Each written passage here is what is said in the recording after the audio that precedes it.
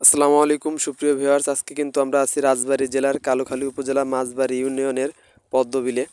দেখতে পাচ্ছেন পদ্মবিলে কিন্তু আজকে থেকে পেঁয়াজ উঠানো শুরু হয়ে গেছে, অনেকে কিন্তু পেঁয়াজ উঠাচ্ছেন। আহ, এই জেলার চর অঞ্চলগুলোতে কিন্তু পেঁয়াজ উঠিয়েছে আরও অনেক দিন আগে। যে পেঁয়াজগুলো বাজারে এনেছে বিক্রি করার জন্য তার ভিডিও আপনাদেরকে দেখানোর চেষ্টা করেছি। আজকে কিন্তু এই পদ্মবিলে কিন্তু আজকে পেঁয়াজ উঠাচ্ছে, আপনারা দেখতে পাচ্ছেন পেঁয়াজের কি সাইজ হয়েছে।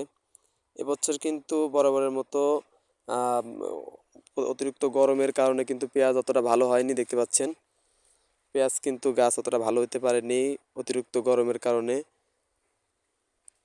দেখতে পাচ্ছেন কৃষকরা অতিরিক্ত ঘাস হয়েছে এই জমিটাতে, পেঁয়াজ উঠাচ্ছে খুব কষ্টে। তো যাই হয়েছে, কৃষকদের কথা হচ্ছে পেঁয়াজ যাই হয়েছে ফলন একটু কম হয়েছে, কিন্তু যদি দাম থাকতো তাহলে পুষিয়ে যেত কৃষকদের। কিন্তু দামও কিন্তু তুলনামূলক অনেকটাই কম গত বছরের তুলনায়। এবছর পেঁয়াজের উৎপাদন খরচ কিন্তু অনেকটাই বেশি, সারের দাম এবং জমি কিন্তু অনেক দাম চড়া দামে লিজ নিতে হচ্ছে কৃষকের, সে তুলনায় কিন্তু পেঁয়াজের দাম অনেকটাই কম।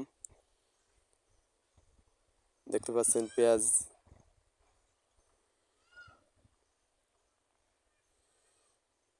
তো ভিউয়ার্স, আমরা কিন্তু প্রতি হাটে সোনাপুর হাট থেকে প্রতি হাটে পেঁয়াজের রসুনের কি বাজার দেওয়া যায় তার ভিডিও কিন্তু আমরা আমাদের এই পেজ অথবা যদি আমাদের এই চ্যানেল থেকে দেখে থাকেন, এই চ্যানেলের মাধ্যমে কিন্তু আমরা আপলোড করে থাকি।